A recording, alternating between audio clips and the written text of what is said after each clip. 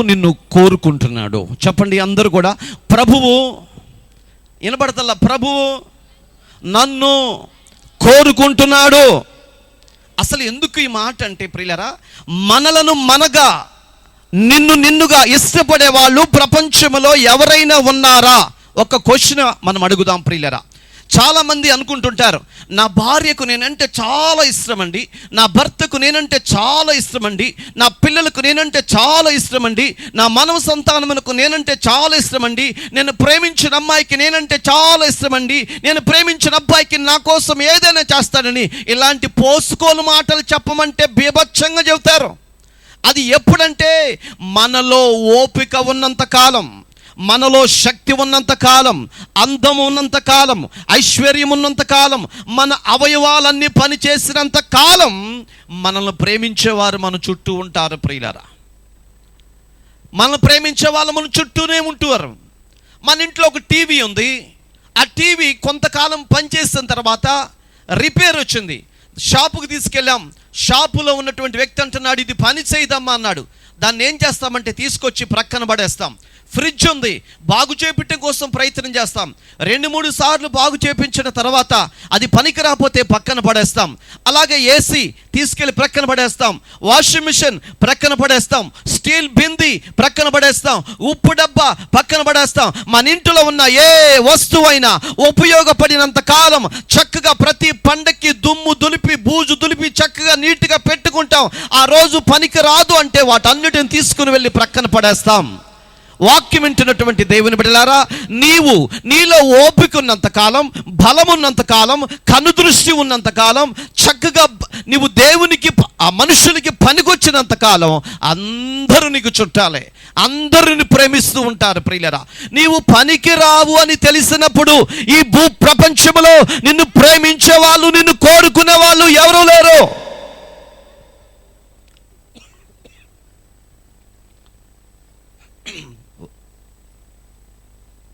ఒకసారి హల్లెలూయా చెప్దామా?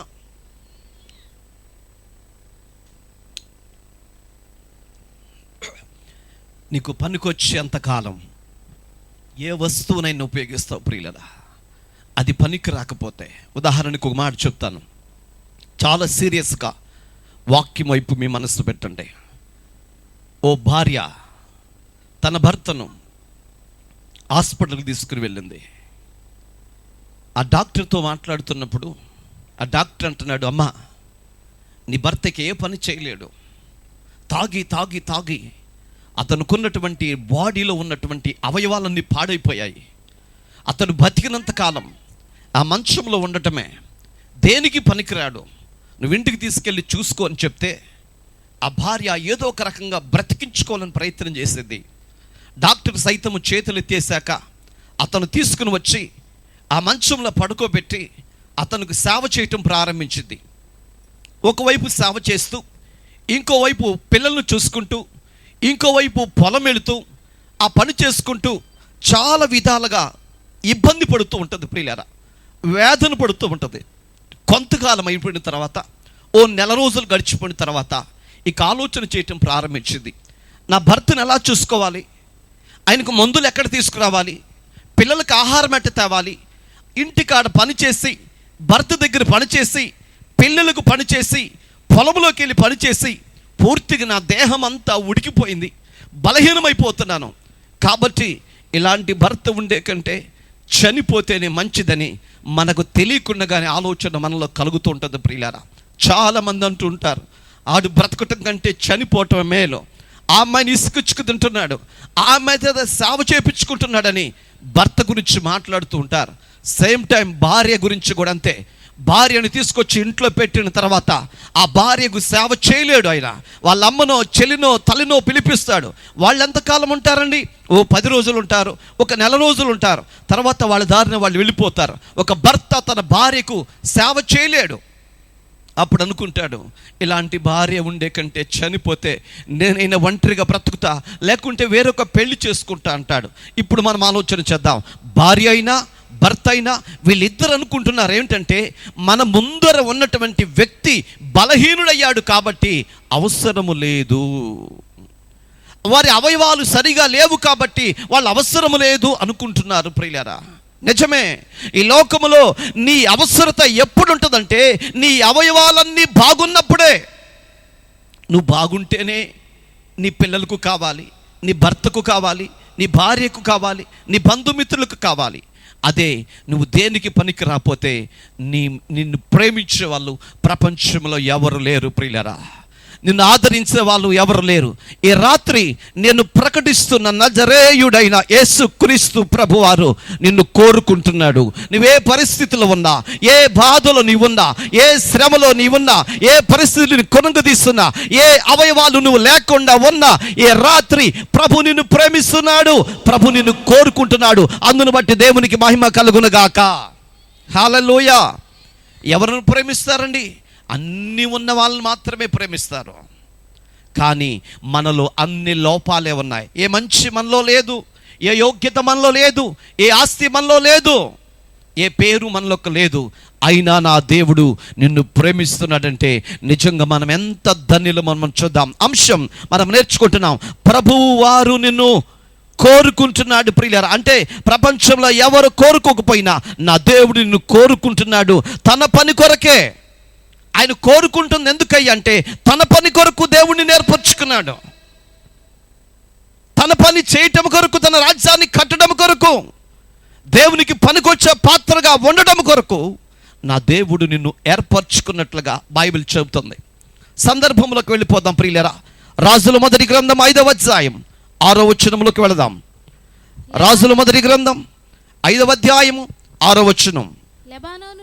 వాక్యము మాకు అందరికీ కనబడుతుంది అన్న వాళ్ళు చేతుల పైకి ఎత్తి గట్టిగా, నేను హల్లెలూయా చెప్పమల్లా, హల్లెలూయా అని చెప్పండి. ఇప్పుడు అసలు కనబడతలేదన్న వాళ్ళు చెప్పండి గట్టిగా, హల్లెలూయా. Very good. మాకు బాగా కనబడుతుంది అన్న వాళ్ళు గట్టిగా స్తోత్రం చెప్పండి. అసలు వినబడతలేదు నాకు, హల్లెలూయా. తొందర ముగించండి అన్న వాళ్ళు గట్టిగా చెప్పండి, హల్లెలూయా. రాజుల మొదటి గ్రంథం 5వ అధ్యాయం 6వ వచనం.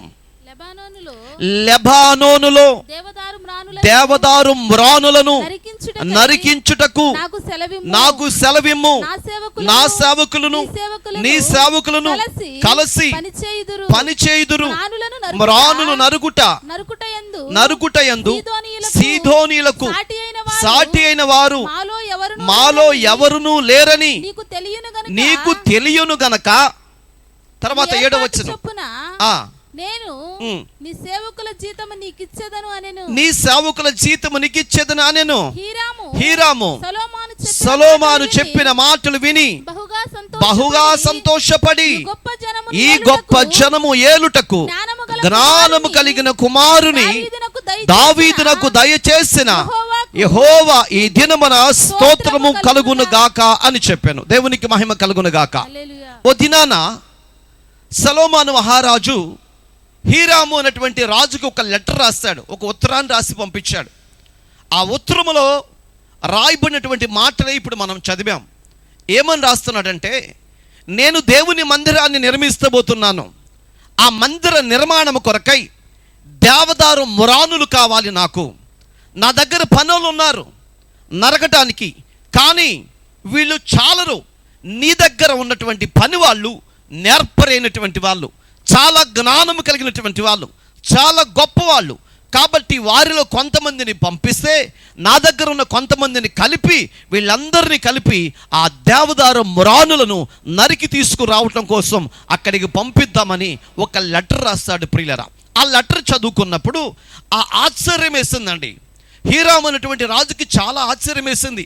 చూసారండి, ఆయన మాటల్లో ఎవరిని పొగుడుతున్నాడంటే హీరాము రాజు దగ్గర ఉన్న వ్యక్తులను పొగుడుతున్నాడు.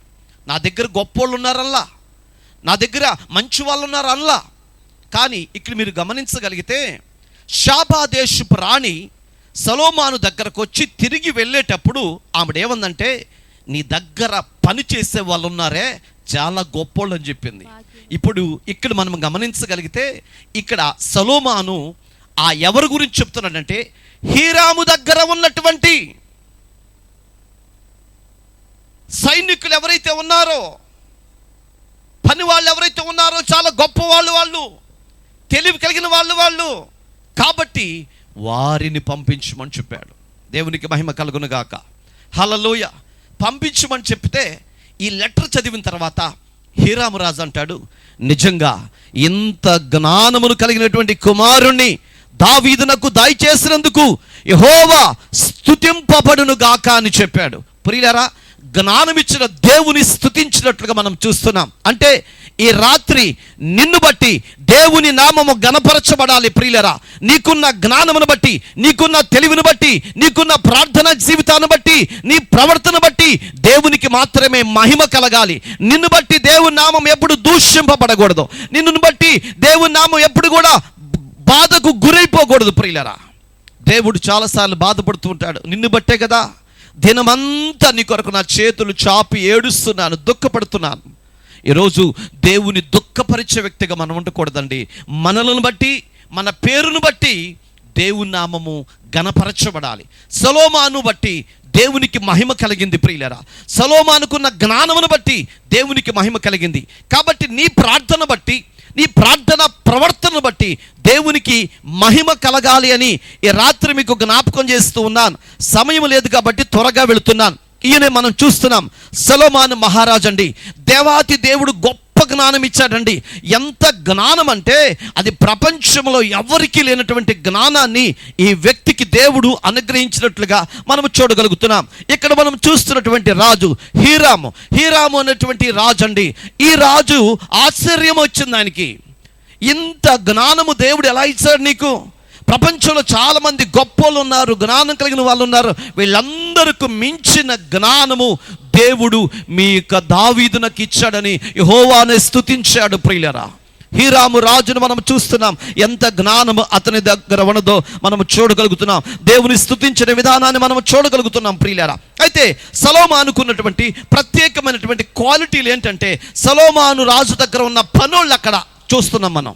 సొలొమోను రాజు దగ్గర ఉన్నటువంటి పనులు చూసారండి. చాలామంది పనులు ఉంటారండి, యజమానుల దగ్గర పనులు ఉంటారు. ఎలా ఉంటారంటే, ఎద్దెంక చూడరా అంటే పొద్దెంక చూస్తారు, ఒకటి చెప్పరా అంటే ఇంకోటి చెప్తారు. ఒక ఊరిలో ఒక యజమానురాలు ఉన్నారండి. దేవునికి స్తోత్రం. లైట్లు లేవు కదా అని నిద్రపోకుండా కాస్త పళ్ళు తెరిచి నవ్వండి, అప్పుడు మీరు ఉన్నారని నేను గుర్తిస్తా. దేవునికి మహిమ కలుగును గాక. ఒక పనోడు ఉన్నాడండి. ఆ పనోడు ఎలాంటోడో నేను చెప్తాను వినండి. అరుగు మీద పడుకుని నిద్రపోదాం అనుకుంటున్నాడు. అనుకునే తలకి ఇంతలో లోపల నుంచి ఒక శబ్దం వినబడుతుంది. ఏంటంటే, యజమానురాలు మాట్లాడుకుంటున్నారు. ఏమనంటే, ఏమండి రేపు ఉదయాన్నే తెల్లవారుజామున మన పనోడిని యావారం పంపిద్దాం అనుకున్నారండి. అనుకున్నప్పుడు సరేనని చెప్పి రేపు పొద్దున్నే పంపిద్దామని చెప్పి ఆ రాత్రి వాళ్ళు పడుకుని నిద్రపోయారండి. ఈ సోమరిపోతాడు పొద్దున్నే లేచి మంచులో ఎప్పటికెళ్ళి రావాలి, వీళ్ళు తెల్లవారుజామున లెగ్గొడతారు, ఆ మంచులో వెళ్ళాలి, ఆ బాధ నాకెందుకని ఆ రాత్రే ఆ శబ్దం విన్న వెంటనే, అలా మాట విన్న వెంటనే ఆ రాత్రి వెళ్ళిపోయాడు. 10ంటికి వెళ్ళిపోయాడు, యామారం వెళ్ళిపోయాడు. వచ్చి అక్కడ యామారంలోకి వెళ్ళిపోయి ఆ యామారం నుంచి మళ్ళీ ఇంటికి వచ్చేసాడు. చక్కగా పడుకుని నిద్రపోతున్నాడు. ఉదయాన్నే తెల్లవారిపోయింది. యజమానుడు వచ్చి, బాబు రే లే. ఎందుకు సార్? ఏ వారం దాకా వెళ్ళి వాళ్ళకి కొంచెం పని ఉంది లేకరంటే, సార్ మీరు చెప్పుకోవటం రాత్రి విన్నాను నేను. ఎప్పుడు విన్నావురా? రాత్రి విన్నా. మీరు 10ంటికి రాత్రి మీరు మాట్లాడుకోవటం రాత్రే విన్నాను. రాత్రి విని పొద్దున్నే మంచులో నన్ను లెగ్గొడతారని తెలిసి నేను రాత్రి వెళ్ళొచ్చానండి అన్నాడు. దేవునికి స్తోత్రం. ఏమరా ఎందుకు వెళ్ళొచ్చావురా? మీరు అనుకున్నారు వెళ్ళొచ్చాను అంతే. దేవునికి మహిమ కలుగును గాక. ఎందుకు వెళ్ళొచ్చాడంటండి? ఎందుకు తెలియదు. ఈ రాత్రి మనం ఎందుకు వచ్చాం? అయ్యగారు పిలిచాడు, వచ్చాము. సభకి ఎందుకు వచ్చాము వెళతాము కాదండి. వచ్చిన తర్వాత ఏదో ఒక కృప సంపాదించుకోవాలి, ఏదో ఒకటి నేర్చుకుని వెళ్ళాలి, ఏదో ఒక పాఠం ప్రభు దగ్గర మనం సమకూర్చుకోవాలి, మన జీవితానికి మార్చుకునే విధానాన్ని నేర్చుకోవాలి. ప్రియులారా, నేర్చుకోవటానికి కూర్చున్నారు పనివాళ్ళు మనం చూస్తున్నాం. సొలొమోను దగ్గర కూర్చున్నటువంటి పనివాళ్ళు ఎంత నేర్పరైనటువంటి వాళ్ళు, ఎంత జ్ఞానం కలిగిన వాళ్ళు. వాళ్ళు కట్టుకున్న కట్టు, వాళ్ళు పెట్టుకున్న విధానము చూడండి ఎంత అద్భుతంగా ఉందో. ఒకసారి కావలి ప్రాంతంలో దేవుని వాక్యాన్ని ప్రకటించడానికి వెళితే ఆ ప్రాంతం అంతా కూడా ఆ వాక్యము ప్రకటించిన తర్వాత ఆ పాస్టర్ గారిని ఒక ప్రశ్న అడిగాం. అయ్యా, ఎంత అద్భుతంగా దేవుని వాక్యం చెప్పినా ఒక్కరు కూడా కదలలేదు, కరిగించబడలేదు, కన్నీటి ప్రార్థన చేయలేదు. ఎందుకయ్యా అంటే, కాదయ్యా వాళ్ళు లోపల ఏడుస్తారు, పైకి మాత్రం ఏడవరండి అన్నాడు. ఎందుకు లోపల ఏడుస్తున్నారు, పైకి ఏడవరయ్యా అంటే వాక్యము వారి గుండెను తాకినప్పుడు లోపల బాధపడతారు, కానీ పైకి కన్నీళ్ళు వస్తే ఆ మేకప్ ఊడిపోయిద్దయ్యా, అందుకని వాళ్ళు పైకి ఏడవరయ్యా అని చెప్పారు. దేవునికి మహిమ కలుగునుగాక. ఏం పోయిద్దంట చెప్పండి బిగ్గరగా?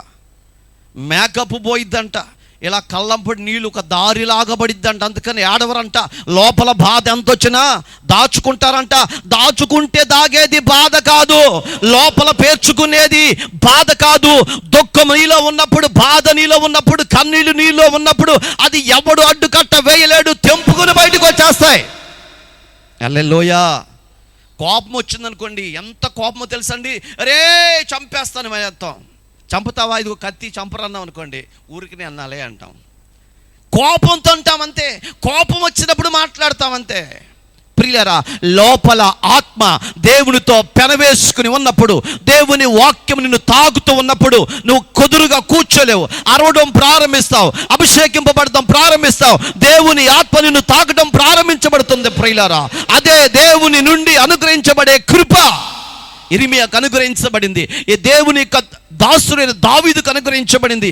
దావీదు అంటున్నాడు, నీ వాక్యము నిన్ను పడుకుని ధ్యానిస్తూ ఉంటే క్రొవ్వు మెదడు దొరికినట్లుగా ఉంది. ఇర్మీయా అంటున్నాడు, నీ వాక్యము గురించి నేను ఆలోచన చేస్తుంటే అది నాలో మంటలు రేపుతున్నది. దేవుని వాక్యము శక్తి కలిగింది ప్రియులారా, దేవుని వాక్యము బలమైనది.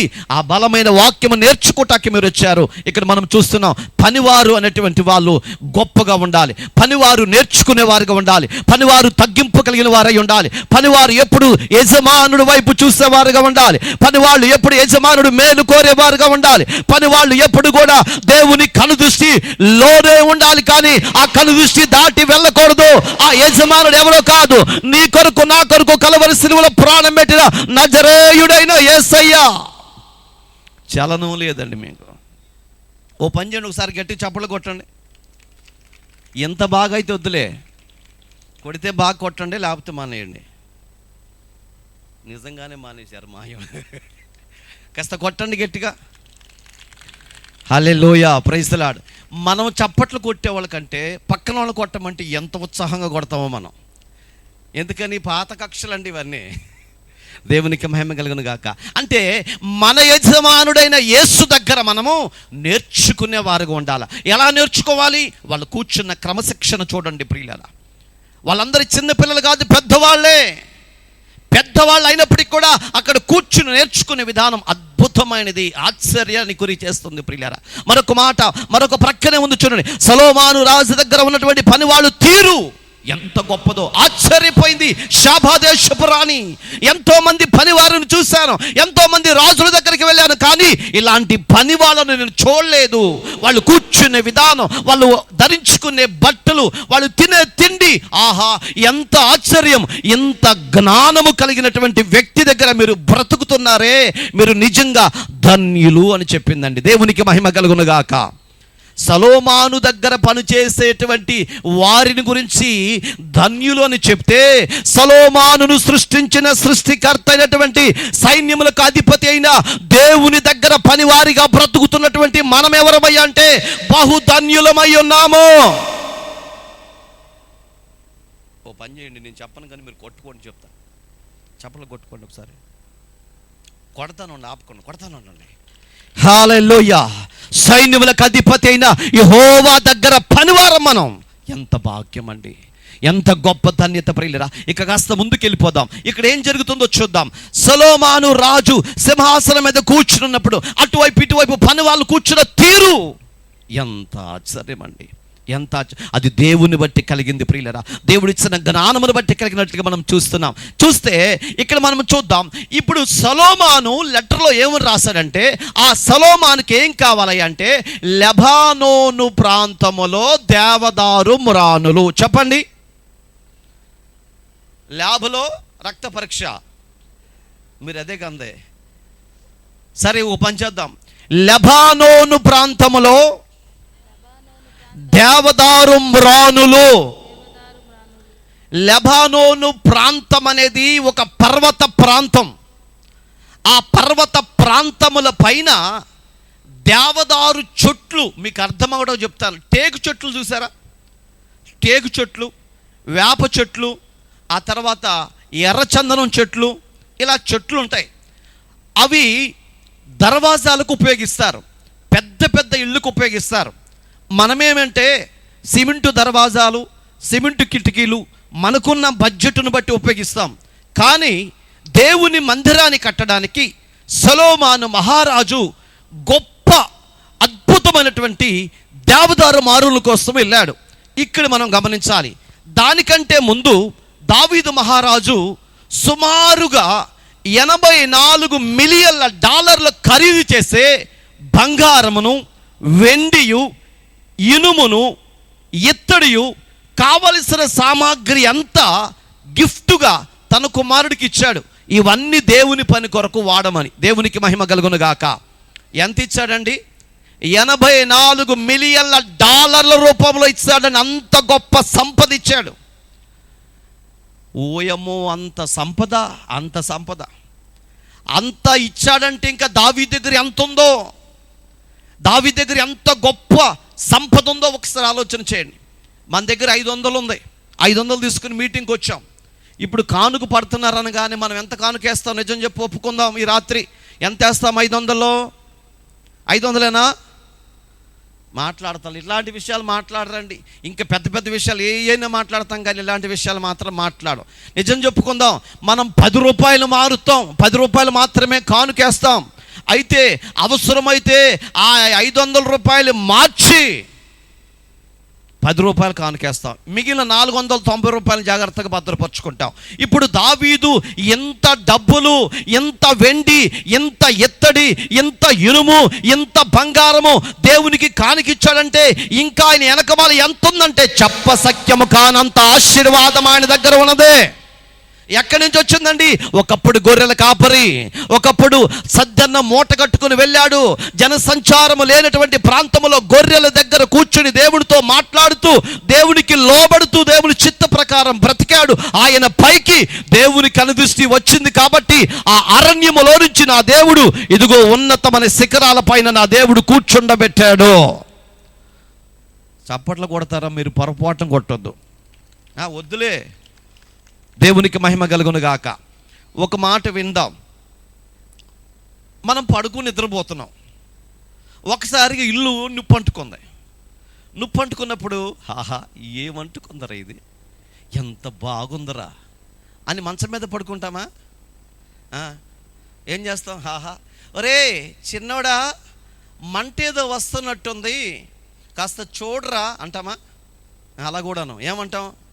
ఆ మంచం మీద నుంచి పెద్ద ఎర్రి కేక పెట్టుకుంటా, వామో వామో. ఏంది వామో? మాట రాదేక ఇల్లు కాలిపోతుంది, ఎవరికి చెప్పుకోలేము.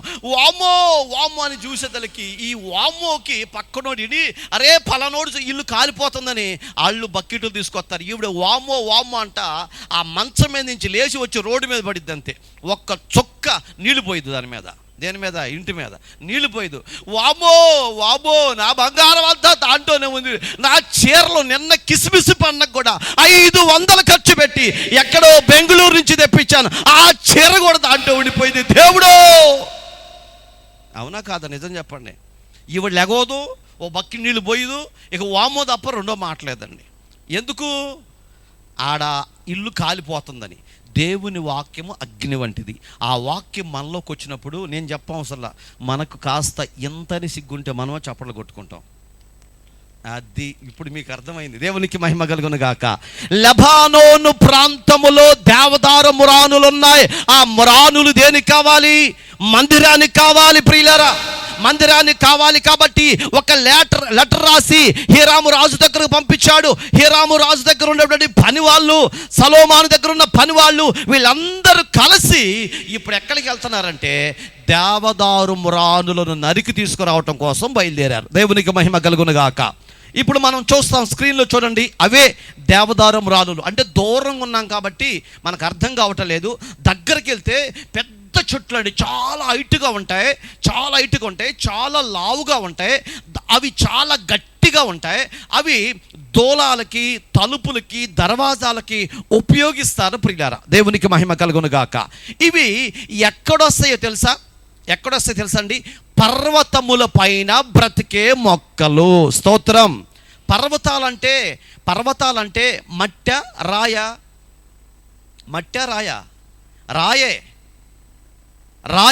రాతి ప్రదేశము మీద బ్రతికేటువంటి మొక్కలు ఈ మొక్కలు. వీటిని దేవదారు మ్రానులు అని అన్నారండి. ఇక్కడ మనం గమనించగలిగితే ఇక్కడ మొక్కలు చాలా చాలా చాలా బలముగా ఉంటాయి, శక్తివంతంగా ఉంటాయి, బలంగా ఉంటాయి. ఎందుకుంటాయి అసలు మనం ఇప్పుడు తెలుసుకోవాల్సిన అవసరం ఉంది. ఎందుకుంటాయి అసలు? పర్వతాల మీద చెట్లు ఉండడం ఏంటి? ఉన్న చెట్టు కూడా పెద్ద చెట్టు అవటం ఏంటి? ఆ పెద్ద చెట్టు కూడా మందిరానికి కావలసిన అవసరం రావటం ఏంటి అని అంటే, లెబానోను పర్వతం ఆ ప్రాంతం అంతా, ఆ పర్వతాలంతా కూడా మంచు బాగా పడుతూ ఉంటుంది. దట్టమైన మంచు పడిద్దండి. ఆ మంచు పడినప్పుడు, సూర్యకిరణాలు పడినప్పుడు ఆ మంచు నీళ్ళగా మారి ఆ పర్వతాల మీద పడి ఈ మొక్కలన్నిటినీ, ఏ మొక్కలు? దేవదారు మ్రానులన్నిటినీ తడుపుతూ అలాగున ఆ పర్వతాల మీద నుంచి 4 చీలికలుగా చీలి అలా కిందకు వచ్చి పడతాయి ప్రియులారా. దేవునికి మహిమ కలుగును గాక. ఇక్కడ మీరు స్క్రీన్లో చూసారండి, మెల్లగా వచ్చి ఎలా పడుతున్నాయో నీళ్లు. అలాగా 4 ప్రాంతాలలో నుంచి 4 చీలికలుగా ఆ ప్రాంతాల మీద నుంచి ఆ నీళ్లు అలాగా వచ్చి ఒక చోట పడుతూ ఉంటాయి. ఇప్పుడు చూడండి, ఆ నీళ్ళు ఎక్కడి నుంచి వస్తున్నాయి? నేను మాత్రం మోటార్ పెట్టలేదక్క. నీళ్ళు ఎక్కడి నుంచి వస్తున్నాయి అమ్మా? పర్వతములు. మీరు చెప్పేటప్పుడు వినటల్లా, అదే నాకు ఇప్పుడు వచ్చిన సమస్య. చెప్పేటప్పుడు వినండి. ఆ పర్వతాల మీద మంచు దిట్టంగా పడిద్ది. మంచు అంటే మనకు ఇళ్లలో వచ్చే ఇలాంటి మంచు కాదండి.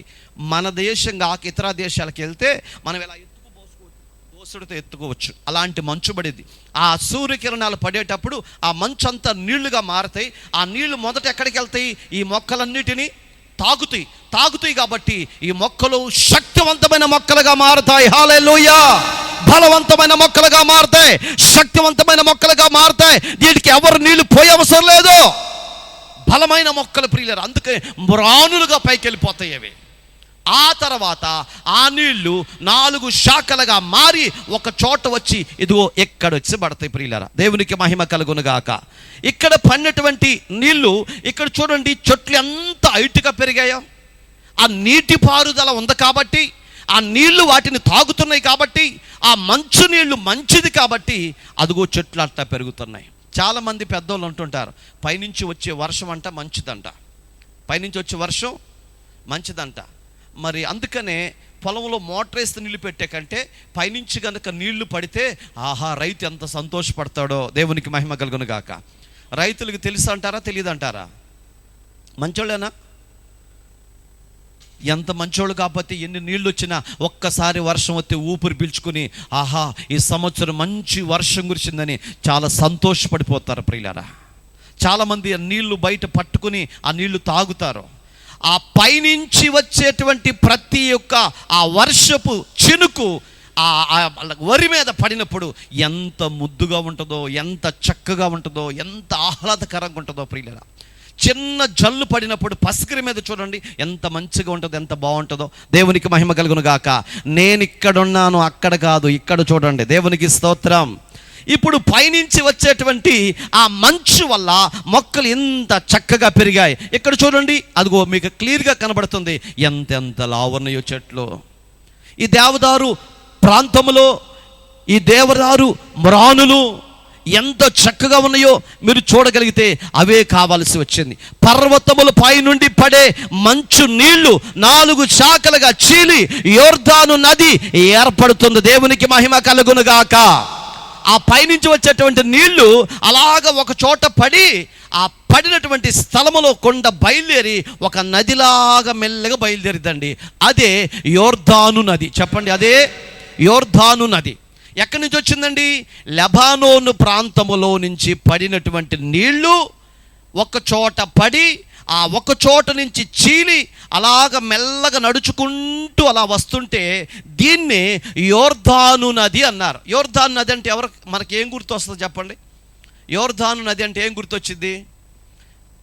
మనకేం గుర్తొచ్చిందిలే కానీ, యోర్దాను నదిలోకి వెళ్ళి ఇక్కడ ఒక ఆయన మునుగుతున్నాడు 7 సార్లు. 7 సార్లు మునిగినప్పుడు అతనుకున్న కుష్టి రోగం అంతా పోయింది. ఎవరు అతను? దేవునికి మహిమ కలుగును గాక.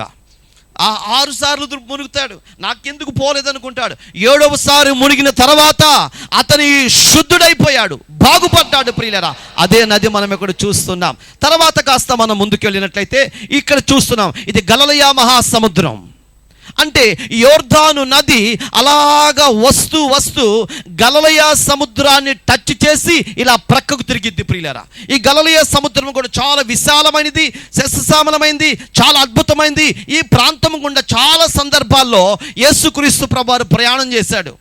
ఆయన నడిచి వెళ్ళాడు. ఇక్కడ ఆహ్లాదకరంగా ఉంటుంది, చాలామంది టూరిస్టులు అక్కడికి వెళుతూ ఉంటారు. ప్రియులారా, ఇక్కడికి వచ్చాడు. ఆ తర్వాత మనం చూస్తే ఇది గలిలయ సముద్రము. ఈ సముద్రములో గుండా ఇదిగో చూడండి, ఇలా ప్రవహిస్తూ ఈ నది ప్రవహిస్తూ ఏమవుతుందంటే మృత సముద్రంలోకి వెళ్ళిపోయింది. దేవునికి మహిమ కలుగును గాక. ఇక్కడ వాక్యము చదువుదాం. ఈ యొక్క చెట్ల గురించి, ఎక్కడో ఉన్నటువంటి చెట్ల గురించి సొలొమోను ఎందుకు ఆలోచన చేశాడు? ఇది మనకు కావాలి. టేకి మొక్కలో, ఎర్రచందన మొక్కలో, ఇనుమో, బంగారమో ఏదో కోరుకోవాలి. ఇదేది కాకుండా ఎక్కడో పర్వతాల పైన, ఆ పర్వతాలకు నరకడానికి కూడా అర్థం కాని పరిస్థితిలో, నరికే వాళ్ళు కూడా ఈయన దగ్గర లేరు. అలాంటిది హీరాము రాజుకు లెటర్ రాసి అక్కడ ఉన్నటువంటి పని వాళ్ళని కొంతమందిని కలుపుకొని ఎక్కడో ఉన్న మొక్కల కోసం వెళ్తున్నాడంటే ఈయనకి ఏం తెలుసు అంటే, రాజుల మొదటి గ్రంథం 4వ అధ్యాయము 32వ వచనములో మన చక్కటి మాట వినబడుతుంది. చూడండి, రాజుల మొదటి గ్రంథం 4వ అధ్యాయం 32వ వచనం. అతడు 3000 సామెతలను చెప్పెను, 1005 కీర్తనలు రచించెను, మరియు లెబానోనులో ఉండు. దేవునికి మహిమ కలుగును గాక. మీరు ఎవరు చెప్పటల్లా? హల్లెలూయా చెప్పండి. అతడు 3000 సామెతలు చెప్పాడు అంటండి. ఏం చెప్పాడు? సామెతలు చెప్పాడు. సామెతలు అంటే సామెతల గ్రంథం కాదండి, ఉపయోగపడే సామెతలు. ఎవరన్నా ఒక సామెత చెప్పగలుగుతారా? చూడబోయేదానికి ఆశ ఎందుకు, తినబోయేదానికి రుచి ఎందుకు? నేను ఇందాక నేర్చుకున్నా, బాగుందా? వాడుకోండి, ఉపయోగపడితే. దేవునికి స్తోత్రం. ఇలాంటివి కాదండి, పనికి మాలినవి కాదండి, పనికొచ్చే సామెతలు, జీవితాలను కట్టే సామెతలు 3000 చెప్పాడు. 1500 కీర్తనలు రచించాడు. దేవునికి మహిమ కలుగును గాక. దేనికి సంబంధించినవి అండి? దేవుని గురించి, పరలోకపు తండ్రిని గురించి. అంత జ్ఞానం కలిగినటువంటి వాడు ప్రియులారా. అయితే తర్వాత మాట చూద్దాం. మరియు లెబానోనులో ఉండు దేవదారు వృక్షమునే గాని. ఏమండి, ఇప్పుడు మనం దేని గురించి ఆలోచిస్తున్నాం? దేవదారు రాను గురించి ఆలోచిస్తున్నాం. ఈయన అక్కడికి ఎందుకు వెళ్ళాడు అని. ఇదేగా మనకు కావాల్సింది. ఏదైనా జరిగిందనుకోండి, ఫస్ట్ అంటాం, ఒరే నువ్వు ఆడికి ఎందుకు పోయావురా ముందు, నువ్వు వాడిని తిట్టు మనం. ఒరే సచ్చినోడా, నువ్వు అక్కడికి ఎందుకు చచ్చావురా ముందు. సచ్చినోడు ఆడికి ఎందుకు చస్తాడు? సచ్చినోడు ఏడా చేస్తాడు కానీ. కరెంటు పోతాం వాల్చాం, ఈ సచ్చినోడు కరెంటు తీసాడండి అంటాం. సచ్చినోడు ఎడ తెస్తాడండి కరెంటు? అంటే చచ్చిపోయినోడు లేచి వెళ్ళి కరెంటు తీసి మళ్ళీ పడుకుంటాడా? కుదరదే. మరి గబక్కని ఎందుకు అడ తిడతాం మనం? హల్లెలూయా. ఇక్కడ చూడండి, ఈయన ఎవరు? సొలొమోను. లెబానోనులో ఉండు దేవదారు వృక్షమునే గాని, గోడలో నుండి మొలుచు హిస్సోపు మొక్కనే గాని చెట్లన్నిటిని గురించి అతడు వ్రాసెను. దేవునికి మహిమ కలుగును గాక. ఇప్పుడు చప్పట్లు కొట్టండి బిగ్గరగా. హల్లెలూయా. మీకు తెలిసినటువంటి మొక్కలు ఏమైనా ఉన్నాయా? ఇదిగో పలానా మొక్క పలానా దానికి పనిచేసిద్ది అనేది ఏమైనా ఉందా మనకి? మనం అలాంటి ఎందుకు వింటాం? తలకాయ నొప్పి వచ్చినా, కాలు నొప్పి వచ్చినా, జ్వరం వచ్చినా, ముక్కు నొప్పి వచ్చినా, ఏది నొప్పి వచ్చినా డాక్టర్ దగ్గరికి వెళ్తాం, వేలుకి వేలు వదిలిచ్చేస్తాం అంతే. మా పాస్టర్ గారు అట్లా చేయదండి. తనకి ఏ బాధ వచ్చినా మొక్కల్లో ఉన్నటువంటి అన్నిటిని విధానాన్ని ఆలోచన చేసి మొక్కలతోనే బతికిద్ది. మీకు ఏదైనా ఒక డిసీజ్, ఒక బలహీనత ఏదైనా చెప్పండి, దానికి ఒక ఆకు నేను చెప్తాను, ఇది తింటే మీకు తగ్గిద్దని. ఏదైనా బలహీనత ఉందా మీకు?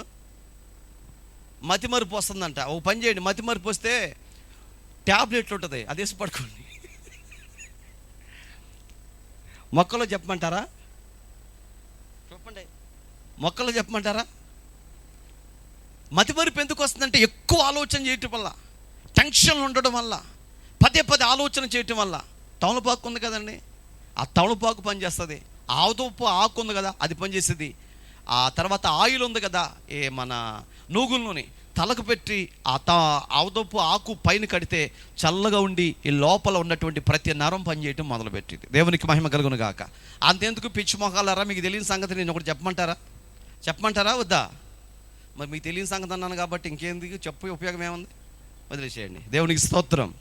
ఏంటంటే మినుకు వస్తున్నాం, మినుకు వచ్చేటప్పుడు చేయి తెగిందా భలే తెగింది అంటామా? కాదు, కత్తి అక్కడ పడేసి పరిగెత్తుకుంటే ఒక ఆకు తీసుకొస్తాం. ఏ ఆకు అది? పిచ్చిమిరపాక, పచ్చిమిరపాక, ఏదో ఒక ఆకు తీసుకొచ్చి బాగా నలిపి దాని రసం దాని మీద వేసి కట్టేస్తాం. అమ్మయ్య చేయి దిగింది కదా, నేను మెల్లి కోసిన బాధ లేదని కూడా ఆ పెద్దమ్మ హల్లెలూయా మెల్లిగా వస్తూ ఉంటుంది. కానీ ఏంటంటే ఎడా చేయి దిగింది చూసావా, బోల్ రక్తం గారింది. ఎన్ని రోజులు తింటే రక్తం పట్టిద్దో. దేవునికి మహిమ కలుగును గాక. అందుకని మెల్లి గోస్తా కూర్చుంటుంది. ఇక్కడ ఏమొచ్చింది? గాయం వచ్చింది కాబట్టి ఇక ప్రశాంతంగా జీవితం సాగిపోవచ్చు, ఇబ్బంది లేదు. కాబట్టి వీటన్నిటి గురించి మనకు తెలియదు, ఏ మొక్క గురించి మనకు తెలియదు. మీకు ఒక సత్యాన్ని చెప్తాను, ఈ రాత్రి మీరు వినండి. ఈ రోజును వాడుతున్న ప్రతి టాబ్లెట్ ఈ మొక్కలలో నుంచి వచ్చినదే.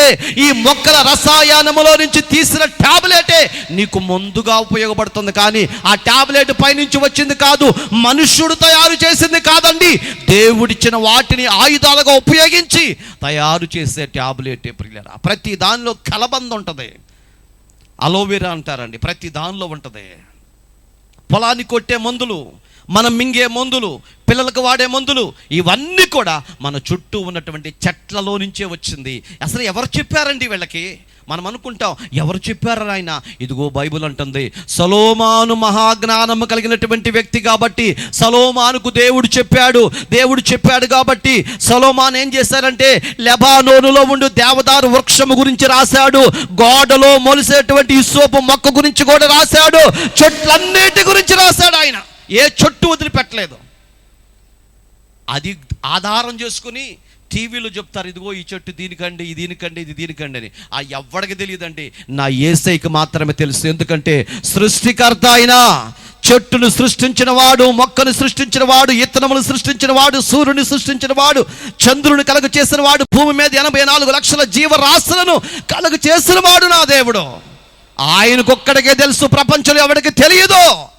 ఆయన ఇచ్చిన జ్ఞానము సొలొమోనుకి ఇచ్చాడు కాబట్టి సొలొమోను రాశాడండి. ఇందులో ప్రప్రథముగా మొట్టమొదటిగా అంటాడు దేవదారు వృక్షము గురించి రాశాడంట. ఏమని రాశాడు? అది ఎంత గట్టిదో అనుకున్నాడు. అందుకని సొలొమోను అనుకున్నాడు, నేను లేకపోయినా ప్రార్థనా మందిరం ఉండాలి. దేవునికి మహిమ కలుగును గాక. ప్రతి ఒక్క తల్లి, ప్రతి తండ్రి ఏమనుకుంటారంటే తమ ఇల్లు కట్టేటప్పుడు మనమున్నా లేకపోయినా పిల్లలకి చాలా మంచిగా ఉండాలని చెప్పి కాస్త సిమెంట్ ఎక్కువేసి, కొంచెం నీళ్ళు ఎక్కువేసి, కొంచెం ఇసుక ఎక్కువేసి, కొంచెం అది ఎక్కువేసి, ఇది ఎక్కువేసి గట్టిగా కట్టిస్తాం. ఎందుకు? మనతో పాటు పోవాలనుకోండి 10 రోజులుండే తట్టు కట్టాయి అని చెప్తాం. కాదయ్యా, మేము లేకపోయినా పిల్లలకు ఉండాలి కాబట్టి గట్టిగా కట్టమని చెప్తాం. ఇప్పుడు సొలొమోను ఏమనుకున్నాడు తెలుసండి? ఏమనుకున్నాడంటే ఇదిగో కట్టబడి ప్రార్థనా మందిరం, దేవుని ఆలయం మనము లేకపోయినా ఇదిగో చరిత్రలో వచ్చే వారికి ఆధారముగా ఉండాలి, దీవెనకరంగా ఉండాలి. కాబట్టి ఆ మ్రానుల కొరకు నేను వెళ్ళాలి అనుకున్నాడు. ఆ మ్రానుల కొరకు వెళ్ళాడు. ప్రియులారా, దేవునికి మహిమ కలుగును గాక. వాక్యంలో చూద్దాం చెట్లన్నిటిని గురించి అతడు వ్రాసెను. మరియు మృగములు, పక్షులు, ప్రాకు జంతువులు, జలచరములు అను వాటన్నిటిని గురించి అతడు వ్రాసెను. అతడు రాయబోతే మనకు తెలియదండి, అతడు రాశాడు. 4వ అధ్యాయం 34వ వచనం. అతడి జ్ఞానపు మాటలు తెలుసుకొనుటకై, అతని జ్ఞానమును గురించి వినిన భూపతులందరి నుండి, జనులందరి నుండి మనుషులు సొలొమోను దగ్గరకు వచ్చారు. దేవునికి మహిమ కలుగును గాక. ఎంత గొప్పోడండి సొలొమోను. అతడు రాసిన విధానమును బట్టి, దేవునితో అతనుకున్న సంబంధాన్ని బట్టి, అతనుకున్న జ్ఞానమును బట్టి భూపతులందరూ, ఆ భూమి మీద ఉన్న అధికారులందరూ, జనములో ఉన్న అధికారులందరూ కూడా తండోపతండాలుగా సొలొమోనును చూద్దామని వచ్చారంటండి. దేవునికి మహిమ కలుగును గాక. ఎందుకు వచ్చారండి? సొలొమోను జ్ఞానమును చూద్దాం. ఇంత జ్ఞానం కలిగిన వాడా, ఇంత గొప్పోడా అని, ఎంత ఉంటాడో, ఎలా ఉంటాడో చూద్దాం. బొమ్మ చూస్తే సరిపోదా? ఫోటో చూస్తే సరిపోదా? ఫోటో కాదు, దగ్గర నుంచి చూసే అనుభవము కావాలి. దేవునికి మహిమ కలుగును గాక. ఇందాక దైవ సేవకులు మాట్లాడుతూ అక్కడో ఇక్కడ కూర్చుని వాక్యం వినటం కాదండి, దగ్గర నుంచి స్టేజ్ దగ్గర నుంచి దేవుని వాక్యం నీకు అందించబడుతుంటే ఆ స్టేజ్ దగ్గరగా నీవు ఉంటే ఆ స్టేజ్ మీద నుంచి దేవుని శక్తి, దేవుని ప్రభావం, దేవుని అగ్ని నిన్ను తాకుతాము. అది జరగాలి. అందుకే సభ దగ్గరకు మనం వెళ్ళాలి ప్రియులరా. దేవుని సన్నిధికి నడిపించబడాలని మీకు జ్ఞాపకం చేస్తున్నాను. సొలొమోను చూస్తాకి ప్రజలు 1000 మంది వచ్చినట్లుగా మనం చూస్తున్నాం. అయితే ఇక్కడ మన వాక్యంలోకి వెళ్ళినట్లయితే ఇప్పుడు మనం చాలా జాగ్రత్తగా ఉన్నాం. కొన్ని అంశాలు మీకు జ్ఞాపకం చేస్తాను. ఈ దేవదారు మ్రానులు ఎందుకు ఇంత పెద్దగా ఉన్నాయి, వీటిని ఎందుకు కోరుకున్నాడు సొలొమోను అంటే వాటి గురించి దేవుడు అతనికి తెలియచేశాడు కాబట్టి, వాటి క్వాలిటీని గమనించాడు కాబట్టి సొలొమోను వాటిని కోరుకున్నాడు. ఈ రాత్రి మీకు మొట్టమొదటిలో చెప్పాను, దేవుడు నిన్ను కోరుకుంటున్నాడని. ప్రియులరా, సొలొమోనులు ఇద్దరు మనకు కనబడుతున్నారండి. సొలొమోనులు ఇద్దరు మనకు కనబడుతున్నారు. ఆదాములు ఇద్దరు మనకు కనబడుతున్నారు. ఇదిగో ప్రారంభములో కనబడుతున్నటువంటి ఆదాము, తర్వాత చివరి ఆదాము, అలాగే దావీదు కుమారుడైన సొలొమోను, పరలోకపు తండ్రి అయిన సొలొమోను. ఇక్కడ మనం గమనించినట్లయితే దావీదు కుమారుడైన సొలొమోను ఏం కావాలనుకున్నాడు?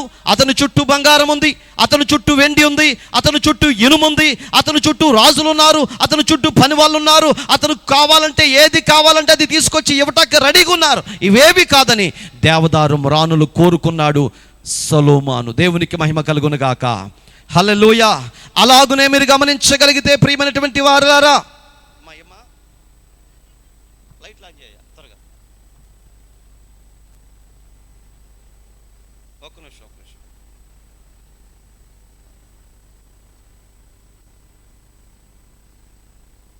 పురుగా కప్ప, ఒకసారి కప్పను బట్టి దేవునికి స్తోత్రం చేద్దాం. హల్లెలూయా. స్క్రీన్ కనపడుతుందా మీకు? లైటింగ్ ఉండగానే పర్వాలేదా? ఆ లైటింగ్ ఉండ పర్లేదంట. కప్పను బట్టి గట్టిగా దేవునికి స్తోత్రం చేద్దాం. హల్లెలూయా. Very good. ఇప్పుడు ఎక్కడున్నాం మనం? ఎక్కడున్నాం చెప్పండి? హలో, ఇక్కడ ఎక్కడున్నాం మనం? కప్ప దగ్గర ఉన్నాము. Praise the lord. సొలొమోను అతను చుట్టూ అన్నీ ఉన్నా సరే ఏం కోరుకున్నాడు? ఆయన దేవదారు మ్రానులను కోరుకున్నాడు. ఈ రాత్రి వాక్యం వింటున్నటువంటి దేవుని పిల్లలారా, ప్రపంచంలో చాలామంది గొప్పలు ఉన్నారు, తెలివి కలిగిన వాళ్ళు ఉన్నారు, జ్ఞానం కలిగిన వాళ్ళు ఉన్నారు, చదువుకున్న వాళ్ళు ఉన్నారు, డబ్బులు కలిగిన వాళ్ళు ఉన్నారు, తెలివితేటలు కలిగిన వాళ్ళు ఉన్నారు. వాళ్ళందరినీ ప్రక్కన పెట్టి నా దేవుడి రాత్రి నిన్ను కోరుకున్నాడు కాబట్టి ఈ స్థలములో నీవు ఉన్నావు. దేవునికి మహిమ కలుగును గాక. హల్లెలూయా. నిజంగా చూసారండి, ప్రపంచంలో ఎంతోమంది ఉన్నారండి.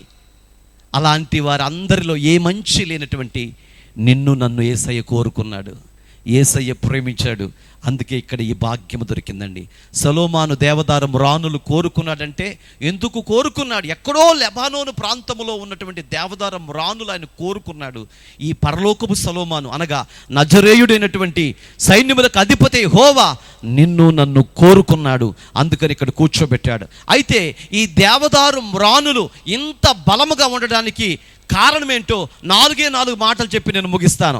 ఒకసారి బిగ్గరగా చప్పలు కొడితే మీరు ముగించాలని కోరుకుంటున్నారు. Very good. మొదటి మాట ఏంటంటే అక్కడ నీటి పారుదల ఉంది. ఏముంది అక్కడ? నీటి పారుదల ఉంది. నీళ్లు ఎక్కువగా పారుతున్నాయి కాబట్టి ఆ నీటి పారుదల వల్ల ఆ చెట్లు బలంగా ఉన్నాయి. నీళ్లు ప్రార్థనా జీవితానికి సాదృశ్యమయ్యున్నది.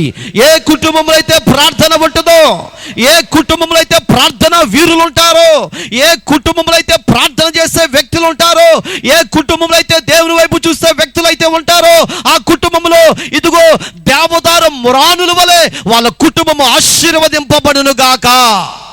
అంటే మన కుటుంబాలు ఎవరు కావాలి? ప్రార్థనా పరులు కావాలి ప్రియులరా. ప్రార్థన చేసే వాళ్ళు కావాలి. ఎందుకు ప్రార్థన చేసే వాళ్ళు కావాలంటే దానియేలుకి మరణ గడియ వచ్చింది. అతను తీసుకుని వెళ్ళి ఆ యొక్క సింహాల బోనులో పడవేయబోతున్నారు. ఆ సంగతి తెలిసి కూడా మోకరించాడు. దేవుని ఎదుట మోకరించి పరలోకపు తండ్రి వైపు చూశాడు. దేవుని వైపు మోకరించాడు కాబట్టి ఆయన ముందు ఉన్నటువంటి ఆ భయంకరమైన మరణ సమస్య దానియేలు ముందు మోకరించింది. ప్రియులారా, దేవునికి మహిమ కలుగును గాక.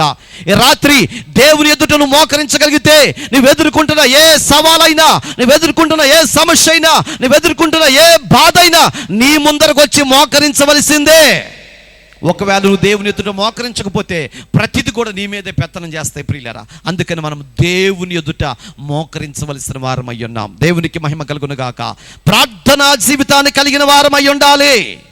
అపోస్తుల కార్యము 2వ అధ్యాయం 42వ వచనములో వాక్యం ఏమంటుందో చూద్దాం. మీరు అపోస్తుల బోధ యందును, సహవాసమందును, రొట్టె విరుచుట యందును, ప్రార్థన చేయుట యందు ఎడతెగక ఉండాలి. బైబిల్ చెప్తున్న మాట అపోస్తలుడైన పౌలు గారు సంఘాలకు చెప్తున్నాడు. మీరు ప్రార్థన కలిగి ఉండాలి, ప్రార్థన జీవితాన్ని కలిగి ఉండాలి.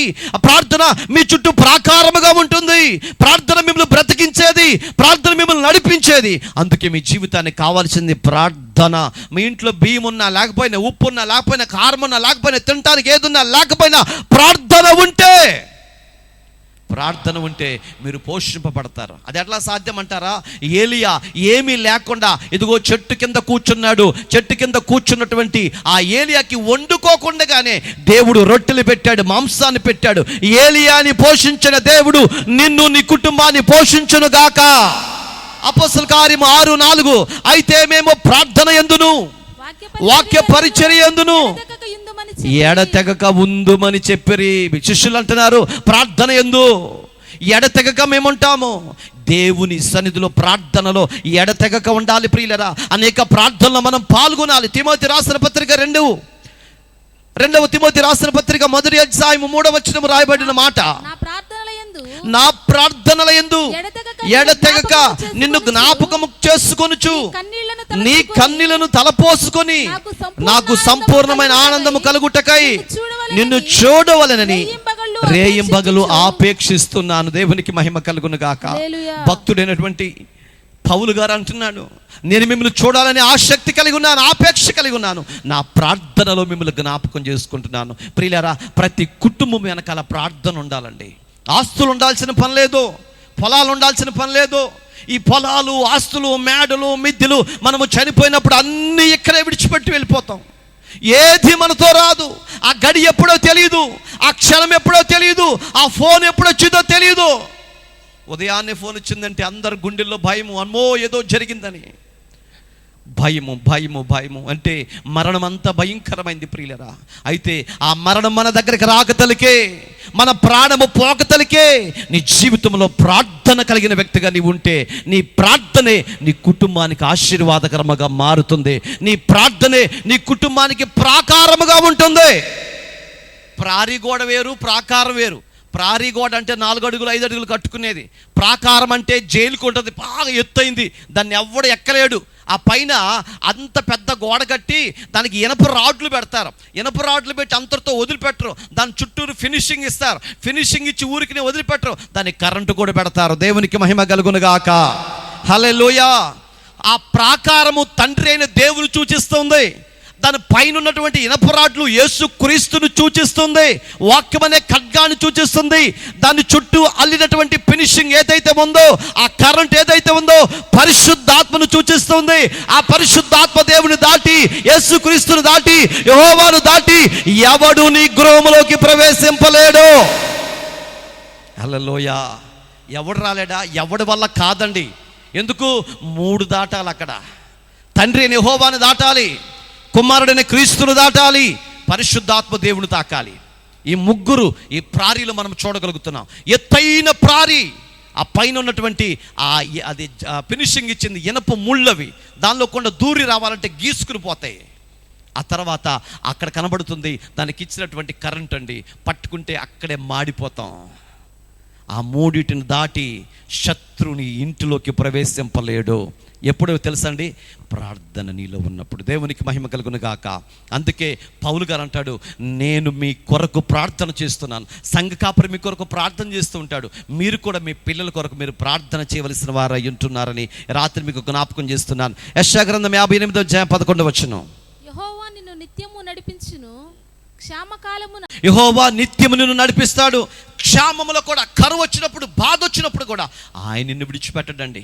యేసయ్య నిన్ను విడిచిపెట్టడు. ఆయన నిన్ను తృప్తిపరుస్తాడు. నీ ఎముకలనంట బలపరుస్తాడంట దేవుడు.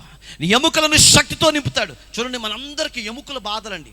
వ్యాక్సిన్ వేయించుకున్నప్పటి నుంచి కూడా ప్రతి ఒక్కరికి ఎముకలు అండి. మనం కొంచెంసేపు కూర్చోలేము, కొంచెం నిలబడలేము, కొంచెం పని చేయలేము. ఇదివరకు ఎంత మంచిగా ఉండేవాళ్ళమో, ఈ వ్యాక్సిన్ వచ్చింది. ఆ వ్యాక్సిన్ కోసం ప్రాణాలు కాపాడుకుందాం అనుకున్నాం. ఈ రోజు నుంచి ఇప్పుడేమో తస్తూ బ్రతుకుతూ ఉన్నాం. దట్టంగా పని చేయలేకపోతున్నారండి. పాపం ఎంత కృంగిపోతున్నారో. అందరికీ హార్ట్ అటాకులు వచ్చేస్తున్నాయి, ఎముకలు నొప్పులు వచ్చేస్తున్నాయి. ఎముకల్లో శక్తిని కోల్పోయాం. ఏదో అలా బతుకున్నాం అంతే కదండి, అలా బతుకుండిపోతున్నాం అంతే. అందుకే బైబిల్ అంటుంది, నేనున్నాను, మిమ్మల్ని బలపరిచేవాడు నేనున్నాను. నువ్వు నా దగ్గర ప్రార్థనా జీవితాన్ని కలిగి ఉన్నట్లయితే క్షామకాలంలో నిన్ను తృప్తిపరిచి నీ ఎముకలను బలపరిచేవాడు నేను. ఎలా ఉంటావు తెలుసా? నీరు కట్టిన తోట వలె నువ్వు ఉంటావు. దేవునికి మహిమ కలుగును గాక. తర్వాత వాక్యము చూస్తే రెండవ మాట, మొదటిది ప్రార్థన జీవితాన్ని కలిగి ఉండాలని చెప్పాడు. రెండవది నీళ్లు పరిశుద్ధాత్మకు సాదృశ్యమయ్యింది. ఏం కావాలంట మనకి? ప్రార్థనా జీవితం కావాలి. రెండవది పరిశుద్ధాత్మ కావాలి. ఈ పరిశుద్ధాత్మ ఎలాంటిదయ్యా అంటే నడిపించేది. ఒక దినాన యేసుక్రీస్తు ప్రభువారు ఆరోహణమై వెళ్ళిపోయే సమయం అది. ఆయన వెళ్ళిపోతూ ఉంటే శిష్యులందరూ వచ్చారు. వచ్చి బిక్కమొకాలు వేసుకుని చూస్తూ ఉన్నారు. అయ్యా వెళ్ళిపోతున్నావా అన్నట్లు చూస్తూ ఉన్నారు. చూస్తూ ఉంటే వాళ్ళ మనసు ఎరిగినటువంటి దేవుడు అంటున్నాడు, నేను వెళ్ళిపోతున్నాను అనుకుంటున్నారా? అయితే నేను మీకు మాట చెప్తున్నాను, వినండి. అదేంటో తెలుసా? నేను వెళుతున్నాను, కానీ మీకు ఆదరణకర్తని ఇస్తున్నాను. అతని పేరే పరిశుద్ధాత్మ దేవుడు. ఆయన మీలో ఉండి మీరు చేయవలసిన పని ఆయనే చేస్తాడు. కాబట్టి మీరు భయపడొద్దు. దేవునికి మహిమ కలుగునుగాక. ఇప్పుడు మనకు కావాల్సింది ఎవరండి? పరిశుద్ధాత్మ దేవుడు. రెండవ మాట అదే, నీళ్లు పరిశుద్ధాత్మకు సాదృశ్యంగా ఉంది. మార్కు సువార్త 1వ అధ్యాయము 9వ వచనములో, ఆ దినములలో యేసు క్రీస్తు గలిలయలోని నజరేతు నుండి వచ్చి యోర్దాను నదిలో యోహాను చేత బాప్తిసము పొందెను. ఎవరండి? యేసుక్రీస్తు ప్రభువారు యోహాను చేత ఎక్కడ పొందాడు బాప్తిసం? యోర్దాను నది. యోర్దాను నది ఎక్కడ పుట్టింది? యోర్దాను నది ఎక్కడ పుట్టింది? ఇప్పుడు నేను ఎక్కడ పుట్టానంటే తెలియదంటే ఓకే, మీరు ఎక్కడ పుట్టారంటే నాకు తెలియదంటే ఓకే. ఇప్పుడు మన అందరం కలిసి ఎవరి గురించి చెప్పుకుంటున్నామంటే లెబానోను. మరి లెబానోనులో కదా పుట్టింది. లెబానోను పర్వత ప్రాంతంలో నుంచి వచ్చిన నీటి ఓట ఒక చోట పడి అక్కడి నుంచి బయలుదేరి అదే యోర్దాను నదిగా మారింది. ఆ యోర్దాను నదిగా మారి గలిలయ సముద్రాన్ని తాకి అక్కడి నుంచి మృత సముద్రంలో కలిసిపోతుంది. ఆ యోర్దాను నది దగ్గరికి యేసుక్రీస్తు ప్రభువారు వచ్చాడు. ఎందుకంటే ఆ బాప్తిసము పొందడానికి. దేవునికి మహిమ కలుగును గాక. చూడండి, వెంటనే మార్కు సువార్త 1వ అధ్యాయం 10వ వచనం, వెంటనే ఆయన నీళ్లలో నుండి ఒడ్డుకి వచ్చుచుండగా ఆకాశము చీల్చబడిటయు పరిశుద్ధాత్మ పావురము వలె అతని మీదకి దిగి వచ్చుట చూసెను. దేవునికి మహిమ కలుగును గాక. అక్కడ మనం చూస్తాం, యోహాను బాప్తిసం ఇచ్చినప్పుడు పరిశుద్ధాత్మలాగా ఆయన మీదకు వచ్చింది. అంటే ఇప్పుడు మనకు అర్థమవుతుంది, దేవుడు అంతటి ఓడికే పరిశుద్ధాత్మ అవసరం. అంటే నీకు నాకు పరిశుద్ధాత్మ వద్దండి. ఆయనే పరిశుద్ధాత్మతో నింపబడితే ఆయన బ్రతికిన కాలం ఎంత? ఆయన యేసుక్రీస్తు ప్రభువారు బ్రతికిన కాలం ఎంత? 33.5. అబ్బో, ఆయన కూడా అసలు యేసు ప్రభు అంటే మాకు తెలియదు అన్నట్టుకున్నారు. ఏ ఊరే ఇది? పలపట్ల ప్రజలు. అసలు ఎట్లుంటాడు అన్నట్టు చూడబాకండి నన్ను.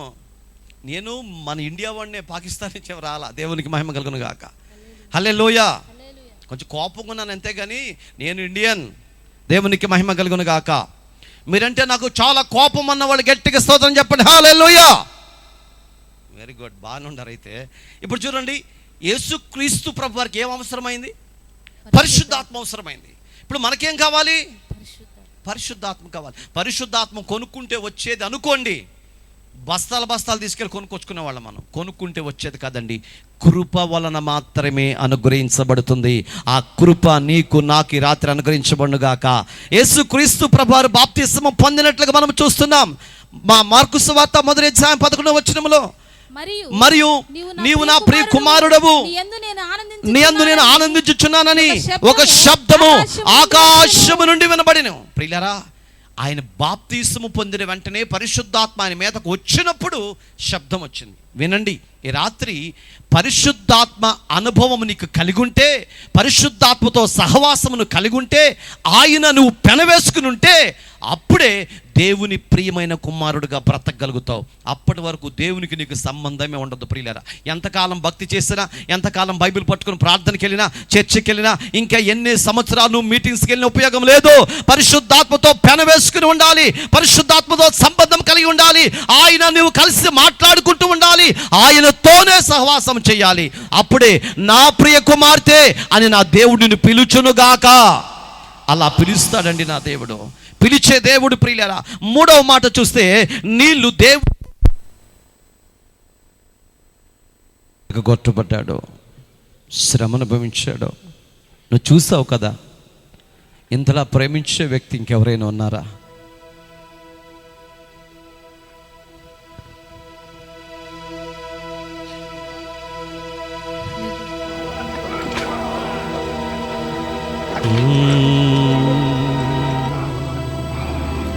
నీ కొరకే, నా కొరకే పరలోకపు తండ్రి అంతగా గాయపరుచున్నాడు. చేతులపైకి ఎత్తి చెప్పండి, అయ్యా నా కొరకు ఎంతగా గాయపరచబడ్డావా, ఎంతగా నలగొట్టబడ్డావా, నన్ను ప్రేమిస్తున్నావా, ఇంకా నా పాపముల కొరకు ఇంతలా గాయపరచబడి ఇంకా నన్ను ప్రేమిస్తున్నావా తండ్రి, ఇంకా నన్ను ప్రేమిస్తున్నావా తండ్రి. ఈ రోజు నుంచి నీ కొరకు నేను జీవిస్తానయ్యా, ఈ రోజు నుంచి నీ బిడ్డగా నేను బ్రతుకుతానయ్యా. ఈ రాత్రి వాక్యము విన్నటువంటి ప్రియులారా, ఒక తీర్మానానికి వద్దాం. అయ్యా, ఇప్పటి వరకు యేసుక్రీస్తు ప్రభువారు ఇంతలా గాయపరచబడ్డాడని నేను గమనించలేకపోయాను. ఈరోజు తెలుసుకున్నాను. ఈ రోజు నుంచి దేవుని వాక్యానికి కట్టుబడి వాక్య ప్రకారం ప్రార్థన జీవితాన్ని కలిగి ఉంటాను.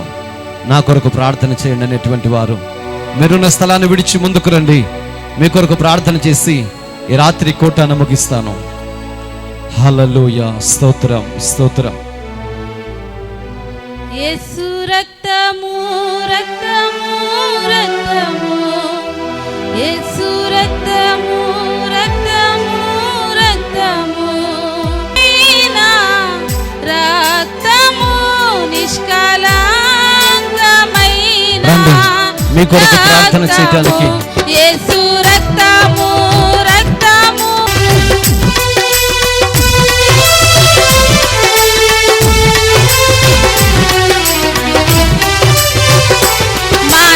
మనసాక్షిని శుద్ధి చేయును మన యేసయ్యా రక్తము, మనసాక్షిని శుద్ధి చేయును మన యేసయ్యా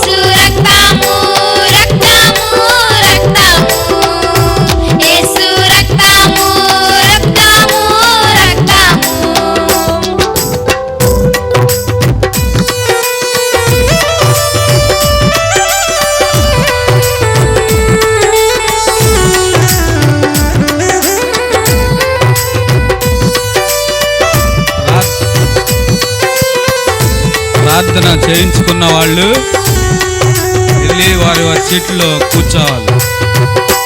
ప్రార్థన చేయించుకున్న వాళ్ళు వాళ్ళ సీట్లో వాళ్ళ స్థలంలో కూర్చోవాలండి.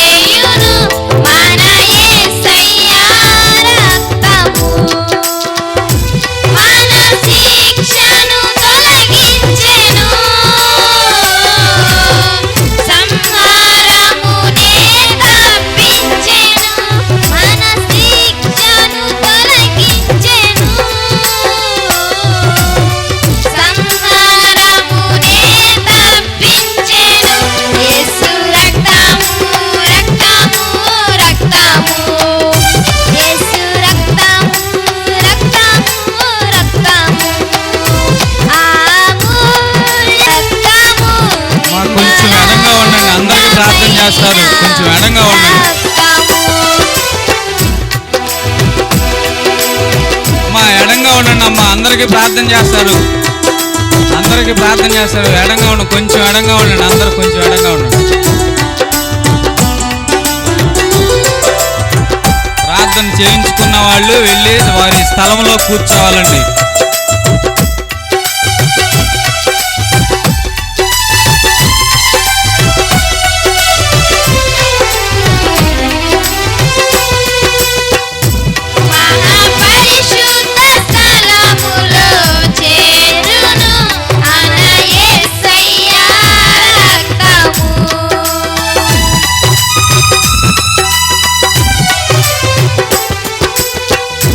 మహాపరిశుద్ధ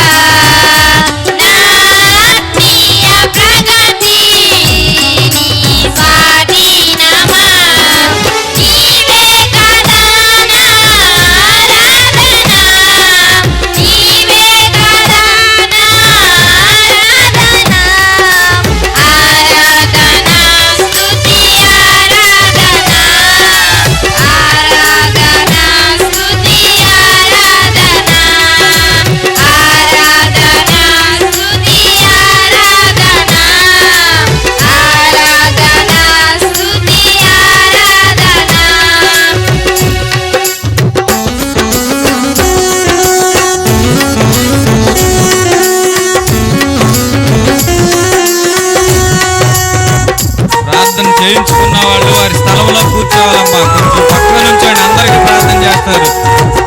అందరికీ ప్రార్థన చేస్తారు. దయచేసి ప్రతి ఒక్కరు కూడా వారి స్థలంలో కూర్చోవాలండి.